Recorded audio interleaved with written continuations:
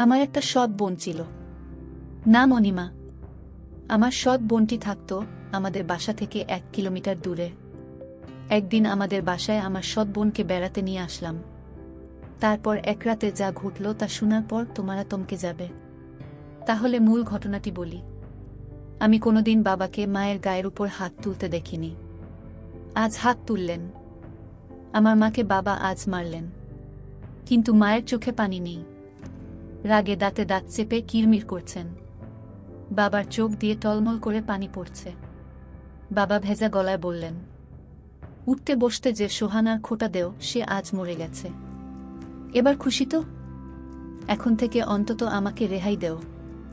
সোহানা নামটা আমি আজ প্রথম শুনিনি, আগেও বহুবার মায়ের মুখে শুনেছি। মা বাবার সাথে একটু রেগে গেলেই সোহানার নাম উঠে। আমি দু একবার জানতে চেয়েছিলাম মায়ের কাছে, কে এই সোহানা? মা মুখে ভেঙচির আকৃতি এনে ভাষাকে বিকৃতি করে বলেছিল, তোর বাপের প্রেমিক লাগে। আমারে বিয়ে করার আগে সোহানার লগে তোর বাপের সংসার ছিল।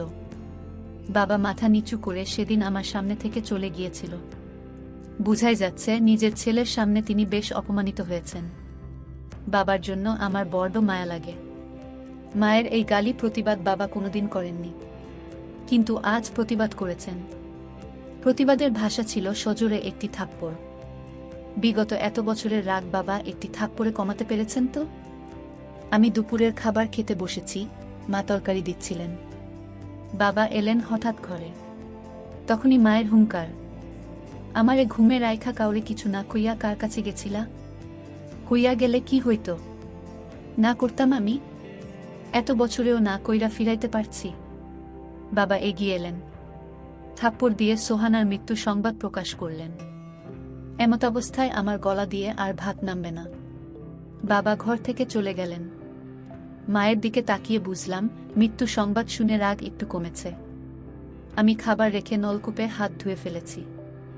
মনটা কেমন খারাপ লাগছে। বাবা যে আজ আর যাবেন না বুঝাই যাচ্ছে। তার চেয়ে ভালো আমি আড়তে গিয়ে বসি। কাস্টমারকে চাউল দিতে দিতে মনটাকে অন্যদিকে ঘুরিয়ে রাখা যাবে। রাত তখন 12টা হবে। আমি বই পড়ছিলাম। হুমায়ুন স্যারের মিশির আলী সমগ্র বইয়ের তন্দ্রা বিলাস আমার দুই চোখে তন্দ্রা কাটিয়ে দিল। দরজায় ঠকঠক। দরজার ওপাশ থেকে বাবার গলার শব্দ, রিয়াদ, ঘুমিয়ে পড়েছিস? আমি কোনো জবাব না দিয়ে দরজা খুলে দিলাম। বাবা ঘরে ঢুকে আমার বিছানায় বসতে বসতে বললেন, ঘুম আসেনি এখনো? তোর সাথে গল্প করতে এলাম। বাপ বেটার গল্প অন্য কারো শুনতে হয় না, তাই এখন এলাম। তোর সমস্যা হবে না তো? আমি মুচকি হেসে বললাম, না বাবা, আমার আরো ভালো লাগছে যে তুমি এসেছ। আজ এই ঘরেই ঘুমাও। মায়ের ব্যবহারে মন খারাপ করে থেকো না। বাবা পা তুলে আয়েশ করে বসলেন। ইশারায় আমাকে চেয়ার টেনে কাছে যেতে ইঙ্গিত করলেন। আমি কাঠের চেয়ার নিয়ে বাবার মুখোমুখি বসলাম। বাবা আমার দিকে কিছুক্ষণ তাকিয়ে রইলেন। তারপর দেয়ালের দিকে তাকিয়ে বললেন, তোর অনেক কিছু জেনে রাখা দরকার। আমি তোকে জানাতে চাই। আগেও জানাতে চেয়েছি, সাহস হয়নি। ভেবেছি তোর মা যেমন অকথ্য ভাষায় কথা বলে হয়তো তোর জানা হয়ে যাবে, কিন্তু তুই জানিস না কিছুই। শুধু একটি নাম জানিস, সোহানা। তুই এই নামটি তোর মায়ের মুখে শুনেছিস। যতবার শুনেছিস আমি লজ্জা পেয়েছি, বলতে পারিনি কিছু। আজ বলবো। আমি গভীর মনোযোগ দিয়ে বাবার গল্প শুনছি। যে নাম নিয়ে মায়ের অকথ্য ভাষা, বাবার লজ্জা পাওয়া। অজানাকে জানতে অবশ্যই মনোযোগী হওয়া প্রয়োজন। বাবা একনাগারে গল্প বলছেন। লুকায়িত এক গল্প। তোর মায়ের মুখে সোহানা নাম শুনে হয়তো ভেবেছিলি আমার অন্য কারো সাথে কোনো সম্পর্ক আছে। সত্য হলো, সোহানার সাথে আমার কোনো সম্পর্ক নেই। সোহানা আমার বিয়ে করা প্রথম স্ত্রী ছিল। তোর দাদা দাদি পছন্দ করে বিয়ে করিয়েছেন, তোর দাদার বাড়ির কাছেই। আমরা যে এত বছর ধরে তোর দাদা দাদিকে রেখে শহরে থাকি তার একটি কারণ এই সোহানা। তোকে নিয়ে যে প্রতিবার তোর দাদার বাড়ি যেতাম আমি তোর সাথে সাথেই থাকতাম, যেন আমাদের গ্রামের কারো কাছ থেকে এই বিষয়ে কিছু শুনতে না হয়। তোর খারাপ লাগতে পারে শুনলে। তোর দাদা দাদি মারা যাওয়ার পর গ্রামে খুব একটা যাই না। তোর মা সব জানে, তবুও তোকে বলেনি যে আমি আগেও একটি বিয়ে করেছিলাম। আমার আর সোহানার একটি সন্তানও আছে। নাম অনিমা। তোর সৎ বোন অনিমার মতো তোর নামটাও বাংলার 12 মাসের একটা নাম। তোর মা আমার দ্বিতীয় স্ত্রী। সে যাই হোক, সোহানার সাথে বৈবাহিক সম্পর্ক শেষ হওয়ার পর সে পরবর্তীতে আবার বিয়ে করে এক স্কুল মাস্টারকে। তোর দাদার বাড়ি থেকে কয়েকটা গ্রাম পড়ে। 8 বছর সংসার করলেও আর কোনো সন্তানাদি হয়নি। স্কুল মাস্টার মারা গেলেন আলসার হয়ে। আমি সব খোঁজই রাখার কারণ অনিমা, আমার মেয়ে। আমি তাকে আমার কাছে রাখতে পারিনি। মাস্টার মারা যাওয়ার পর সেই সংসারে টানাটানি অবস্থা। আল্লাহ আমাকে যথেষ্ট দিয়েছেন, কয়েকটা সংসার চালানোর তৌফিক দিয়েছেন। আমি প্রতি মাসেই যাই সেই এলাকায়। কাউকে দিয়ে খবর পাঠালে অনিমা আসে। বাবা বলে এসে জড়িয়ে ধরে। কত শত বায়না তার। আমি আসার পথে পুরো মাসের খরচ দিয়ে আসি অনিমার হাতে। তোর মা এসব জানে। আমি গোপন করি না তোর মায়ের কাছে। আমি অনিমার জন্মদাতা। সে আমার কাছে মেয়ে হিসেবে পাও না, আমি তা দেবই। আমি অনিমার মায়ের সাথে দেখা করি না। দেখা করাটা বেমানান, লোকে মন্দ বলবে। তাই লোক মারফত অনিমাকে ডেকে আনি। আর এখন তো সরকারি কলেজেই অনার্স শেষ করবে এই বছর। এখন তো কলেজে গেলেই মেয়ের সাথে দেখা করতে পারি। কিন্তু ওই যে আমি তোর মায়ের কাছে কোনো কিছু লুকাই না। তোর মা মনে করে আমি হয়তো অনিমার মায়ের সাথেও দেখা করি। এজন্যই রাগের মাথায় 2-4টে কথা শোনায়। এতে আমার খারাপ লাগে না। শুনতে শুনতে অভ্যেস হয়ে গেছে। কিন্তু তুই বাবা, 1 মিনিট। আমি বাবাকে থামিয়ে প্রশ্ন করলাম, এত বড় জীবন ঘটিত বিষয়টা মায়ের কাছেও লুকিয়ে রাখো না? তাহলে আমি শুনলে কি সমস্যা বাবা? বাবা উত্তরে বললেন, আসলে আমি চেয়েছিলাম তুই বড় হলে সব বলবো। তোর মানসিক বেড়ে উঠাতে মস্তিষ্কে কোনো প্রভাব পড়ুক, সেটা চাইতাম না। কিন্তু ভুলেই গিয়েছিলাম, যথেষ্ট বড় হয়েছিস। ইন্টার পরীক্ষা দিয়ে আর পড়লি না। অনিমা শুনেও কষ্ট পেয়েছে। ও হ্যাঁ, অনিমা কয়েকবার বলেছিল তোকে সব জানাতে, আমি সাহস পাইনি। তবে বিশ্বাস কর, অনিমার মায়ের সাথে আমি দেখা করতাম না কখনো। কিন্তু আজ মৃত্যু সংবাদ শুনে না গিয়ে থাকতে পারিনি। তার উপর তোর মায়ের এমন কথাটুকু সহ্য হয়নি। তাই আমার কোনো ভাই বোন নেই, এমন একটি আক্ষেপ ছিল সবসময়। আজ বাবার মুখে শুনলাম আমার একটি বোনও আছে। আমার বড় আপু, নাম অনিমা। কোনোদিন দেখিনি। বাবা দেয়ালের দিকে তাকিয়ে আছেন, চোখ দুটো ছলছল। সোহানা নামের মানুষটির জন্য বাবার চোখে পানি। থাকাটা স্বাভাবিক। আমি বাবাকে প্রশ্ন করলাম, তুমি ছেড়ে দিয়েছিলে কেন বাবা? বাবা দেয়াল থেকে দৃষ্টি আমার দিকে দিলেন। একটা দীর্ঘশ্বাস ছেড়ে বললেন, যে মানুষটা দুনিয়া ছেড়ে চলে গেছে তার সম্পর্কে কিছু না বলাই উত্তম। এতটুকু জেনে নে আমাদের মনের মিল ছিল না। তবে বুঝতে একটু দেরি হওয়াতে 4.5 বছর সংসার টিকেছিল। পরে আর টিকেনি। অনিমাকেও নিয়ে গেছে, আমার কাছে কোনোভাবেই রাখতে পারিনি। জোর করলে হয়তো পারতাম। আইনে গেলে অনিমাকে রাখতে পারতাম। থানা পুলিশ করে কোর্টে গিয়ে এতসব করতে ইচ্ছে হয়নি। আমি কিছু বলতে যাব তার আগেই বাবা কিভাবে যেন প্রসঙ্গ পাল্টে ফেললেন। আমাকে উদ্দেশ্য করে বললেন, মেঘনা দিয়ে এক ট্রলার ভর্তি ধান আসার কথা। মুন্সীগঞ্জ বাজারের পরিচিত পাইকারদের থেকে কিনেছি। সন্ধ্যায় আসার কথা। রাত 9টা অবধি বসেছিলাম, আসেনি। দোকানের আওলাদের কাছে নাম্বার আছে। সকালে আড়ত এগিয়ে একটু খোঁজ করিস তো। আসলে রসিদ দিবে, টাকা দিয়ে দিস। কথাটুকু বলে বাবা উঠলেন। উঠে সাথে সাথে চলে গেলেন না। একটু দাঁড়িয়ে থেকে আবার বললেন, রাত 1টা বেজে যাচ্ছে। জেগে থাকিস না, ঘুমিয়ে পড়ো। সকালে আড়ত যাবি। বাবা ঘর থেকে বেরিয়ে গেলেন। আমি চেয়ার আগের জায়গা নিয়ে এলাম। আজ আর তন্দ্রা বিলাস পরে শেষ করা হবে না। বিছানায় গা এলিয়ে দিলাম। ঠিক 1 সপ্তাহ পরে বাবা হঠাৎ মারা গেলেন। আমি আড়তে ছিলাম। খবর পেয়ে ছুটে এসেছি বাড়িতে। বাড়ি ভর্তি মানুষ। কেউ মারা গেলে পরিচিত সবাই শেষ দেখা দেখতে আসে। মা বিলাপ করে কান্না করছেন। মায়ের মুখেই শুনতে পেলাম, সকালে শুধু বলেছিলেন বুকটা ব্যথা করে। মা ভেবেছেন খাওয়ার পর হয়তো এমনিতেই ব্যথা করছে, তাছাড়া ব্যথা ততটা বেশিও না। কিছু না বলে বাবা দুনিয়া ছেড়ে চলে গেলেন। আমার মাথার উপর বটগাছের ছায়া ছিলেন। নিজেকে খুব অসহায় লাগছে। এত বড় পৃথিবীতে নিজেকে একা লাগছে। আমার দুই চোখ বেয়ে অঝরে পানি পড়ছে। সান্ত্বনা দিতে এগিয়ে এলেন এলাকার কয়েকজন।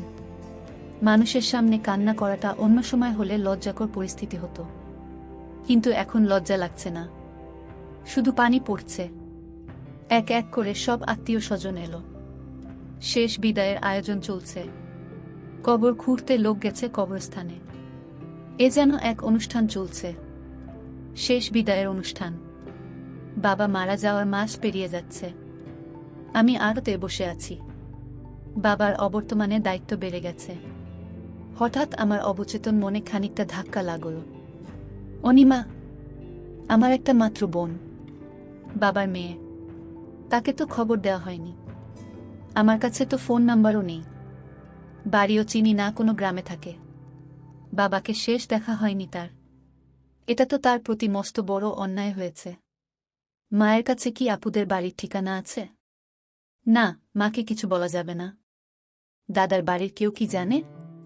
ভাবতে ভাবতে হঠাৎ মনে পড়ল, বাবা বলেছিলেন অনিমা আপু ঢাকা সরকারি কলেজ থেকে এবার অনার্স শেষ করবেন। আমি বসা থেকে উঠে দাঁড়ালাম। একটা বড্ড ভুল হয়ে গেল। আপুকে বাবার মৃত্যু সংবাদ জানানোটা দরকার ছিল।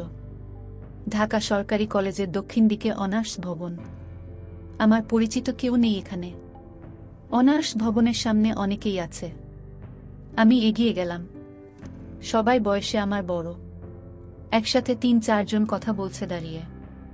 আমি গিয়ে সালাম দিলাম। জানতে চাইলাম অনার্স শেষ বর্ষের অনিমা নামের কাউকে চিনে কিনা। সাথে সাথে একজন ডান দিকে তাকিয়ে একটু গলাটা উঁচিয়ে বলল, এই অনিমা, তোকে কেউ খুঁজতে আসছে। আমার চোখ দুটো যেন অপেক্ষা সইছে না। কেউ একজন এগিয়ে আসছে। আমার ৩-৪ বছরের বড় হতে পারে। দেখতে খুবই সুন্দর। ইচ্ছে করছে এখনই চিৎকার করে বলি, আপু আমি তোমার একমাত্র ভাই রিয়াদ। কিন্তু বলতে পারিনি। আমার গলার স্বর কি ভেজা, বুঝতে পারছি না। আমাকে খুঁজছ? কে তুমি? আপুর কথায় কি বলো ভেবে পাচ্ছি না। আসলে কে আমি? পরিচয়ের শুরুটা কিভাবে করব? মুখ ফুটে বললাম, আপু আপনার সাথে কিছু কথা আছে, খুব জরুরি। একটু এদিকে আসবেন? অনার্স ভবনের সামনে দূর্বা ঘাসে শীতল পাটির মতো বিছানা পাতা। আমি আপুকে নিয়ে একটু আড়ালে গেলাম। আপুর কৌতূহলী চোখ। হঠাৎ বললাম, আমি রূপীপুর থেকে এসেছি। আমার নাম রিয়াদ। কথাটুকু বলে আপুর দিকে তাকালাম। আপু নির্বাক, চোখের পলক পড়ছে না। চোখ দুটো ভিজে উঠল আমার সামনে। আরেকটু এগিয়ে এসে আপু বলল, তোমাকে দেখার ইচ্ছে ছোটবেলা থেকে।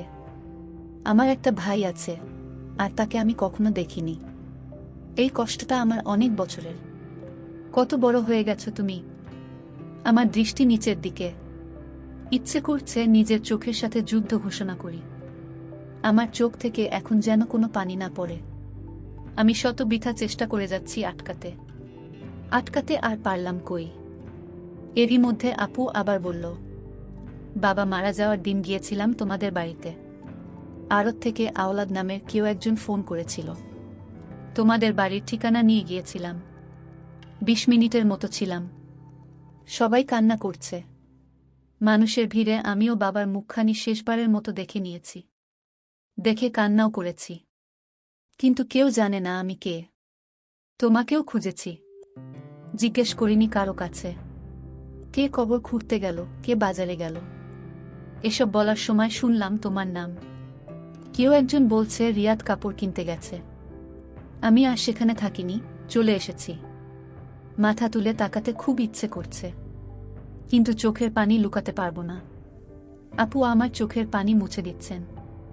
বড় বোনের বুঝি এত মমতা থাকে, এত টান থাকে? আপু আমার চোখের পানি মুছে দিয়ে বললেন, তুমি ছোট হলেও এখন তোমার দায়িত্ব অনেক। মায়ের দিকে খেয়াল রেখো। আমি আড়ত থেকে আসার সময় ২০,০০০ টাকা নিয়ে এসেছি পকেটে ভরে। টাকাটা বের করে আপুর হাতে দিয়ে বললাম, আমি এখন আর ছোট নই আপু, অনেক বড় হয়েছি। মায়ের খেয়াল যেমন রাখতে পারবো, তেমনি আপুর জন্য এই ভাইটি আছে। আপু একটু চমকালেন বোধ হয়। তারপর টাকাটা আমার হাতে দিয়ে বললেন, আমি তোমার চেয়েও বড়, এখন আমার টাকা লাগবে না। মামার বাড়িতে থাকি এখন। আমি টাকা ফেরত না নিয়ে বললাম, টাকা নিতেই হবে। আপুর সব দায়িত্ব এখন থেকে তার ভাইয়ের। বাবা শুধু আমার একার নয়, তোমারও বাবা, তোমারও অধিকার আছে। আমাকে শুধু আপু ডাকতে দিও, বঞ্চিত করো না। অনার্স ভবনের সাক্ষী হচ্ছে দুই ভাই বোনের চোখ থেকে গড়িয়ে পড়া পানির। সামনে এগুচ্ছি। আড়তে যেতে হবে, আড়ত থেকে বাড়িতে। মা কয়েকদিন ধরে মনমরা থাকে। মায়ের কাছাকাছি থাকাটা দরকার, গল্প করা দরকার। সব দায়িত্ব এখন আমাকেই পালন করতে হবে। রিকশায় উঠে কিছু দূর এসে পেছন ফিরে দেখি আপু তখনও আমার চলে আসা দাঁড়িয়ে দেখছে, যেন ভাইকে বিদায় দিতে মন চাচ্ছে না। তার কিছুদিন পর আমি আপুকে বললাম, আপু তোমাকে আমাদের বাড়িতে নিয়ে যেতে আসলাম।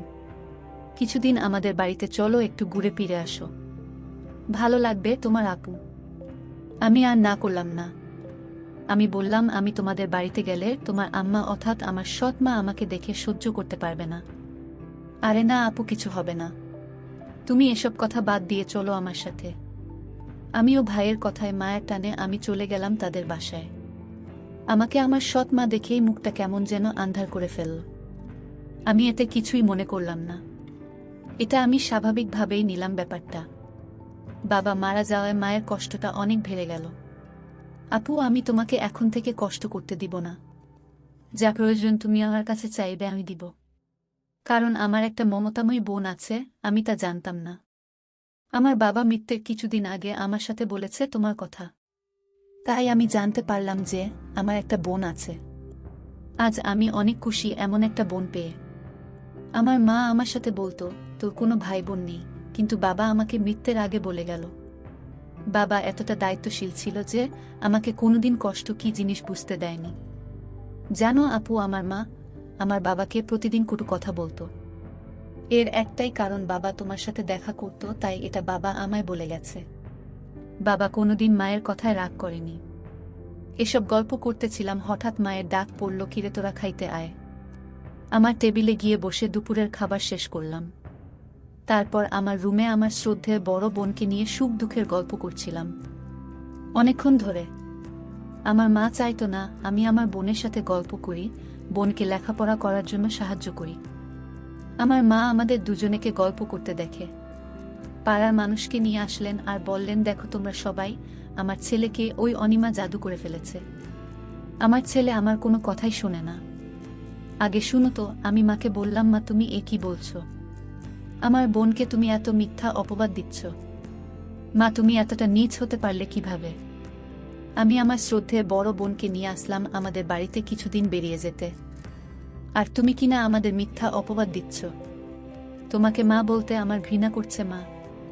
আমরা ভাই বোন, আমরা রুমে বসে বাবা আর তোমার জীবন কাহিনী নিয়ে আলোচনা করছিলাম, আর তুমি কিনা গ্রামের মানুষকে বলতেছ আমার বোনের সাথে। না মা, আমার ভাবতেই পারছি না। গ্রামের মানুষও কুসংস্কারে বিশ্বাস করত, আর তাই তারা ভেবে নিল আমার বোনের সাথে কিছু একটা হয়েছে। তারপর আমি গ্রামের মানুষের সামনে কেঁদে কেঁদে বললাম, আপনারা প্লিজ আমার মায়ের কথা বিশ্বাস করবেন না। আমার বোন বলতে লাগলো, আমি একটা শিক্ষিত মেয়ে, আমার মরা বাবার কসম। সে আমার ছোট ভাই, তাকে নিয়ে আমি অন্য কিছু ভাববো, এটা আপনারা কি করে ভাবলেন? আমার কথা শুনে গ্রামের মানুষ বিশ্বাস করল। আমাদের কেন মিথ্যা অপবাদ দিল? আর গ্রামের মানুষেও জানত আমার মা বাবার সাথে প্রতিদিন ঝগড়া করত, অথচ বাবার কোনো দোষ ছিল না। তাই গ্রামের মানুষ খুব সহজেই আমার বোনের কথা বিশ্বাস করে নিল। তার জন্য গ্রামের মানুষেরা মাকে শাস্তি হিসেবে 2 মাসের জেল কাটতে দিয়েছিল। প্রিয় বন্ধুরা, আজকের গল্পটি কেমন লাগলো তা অবশ্যই কমেন্ট করে জানাবে। আর এরকম ভিডিও পেতে আমাদের চ্যানেলটিকে সাবস্ক্রাইব করে পাশে থাকবেন। ধন্যবাদ।